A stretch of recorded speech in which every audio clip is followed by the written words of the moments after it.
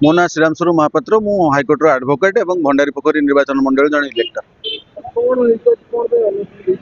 आज आम आमरण अनशन ये गलु दीर्घ 2 वर्ष 2.5 वर्ष है भंडारी पोखरी विधायक संपत्ति जो भली भाव में आकाश छुआ भाव में बढ़ी चलती तार तदंत करने बहु बार लिखित भाव में ओडिशार डीजी मुख्यमंत्री एवं एसपी क्राइम ब्रांच देला परे मध्य वर्तमान पर्यंत कौन कार्यानुष्ठान होना एवं कौन पाई विरुद्ध में कौन कार्यानुष्ठान सरकार ग्रहण करने को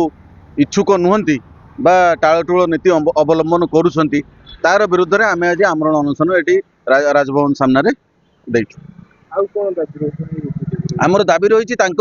जो आम देचु डॉक्यूमेंट्स देचु से विस्तृत भाव में आम लिखिचु पुरी पाखु आरंभ कर जाजपुर पर्यंत एवं भद्रक पर्यंत चारिआडे इवन पारादीप पर्यंत 4 चकिया 2 चकिया गाड़ी showroom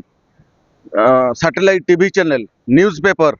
gold diamond business garments business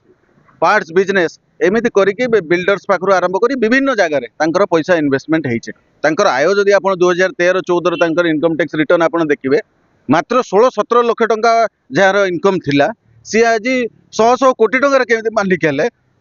Bhandari पोखरी निर्वाचन मंडली जन इलेक्टर भाव में आमर यहाँ अधिकार आम जाना दरकार कौटू से पैसा आणले एवं तांकर सोर्स ऑफ मनी कौन जोटा आम सरकार को बार बार निवेदन करुँ माननीय मुख्यमंत्री को बार बार निवेदन करुँ आप गोटे जांच करूँ आर गोटे निरपेक्ष जांच हो निरपेक्ष जांच है सत्यता सामना को आस बर्तमान आम चाहूँ विरुद्ध में 6 मास पूर्वर आप देखिपे पछपटे 4टा चिठी आम लगेचु एसपी ईओडब्ल्यू 4 थर चिठी कर सारे विरुद्ध में तदंत करने किंतु ना भद्रक एसपी किसी कार्यानुष्ठान नौ ना ईडीर किसी कार्यानुष्ठान अच्छी ना कौन संस्थार किसी कार्यानुष्ठान अच्छी समस्ते जानी शुणुक चुप होगी बस निदा विष्णु साजिक बस आम चाहूँ कि गोटे कार्यानुष्ठान हो कि तदंत हो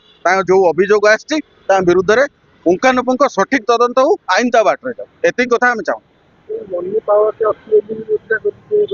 अर्थ बल बाहुबल एवं सबु प्रकार कलर व्यवहार करिकी बल कल सबु कथा को व्यवहार करिकी सी आम आवाज को चपे देवाई चेष्टा करते बहु बार से कथा कर सारी एवं भी से कथा करुँच किंतु आम चुप होगी बसबू ना जेपर्यंत लड़ई सरी ना जेपर्यंत आमर अधिकार हासिल होनी से पर्यंत लड़ई जारी रही।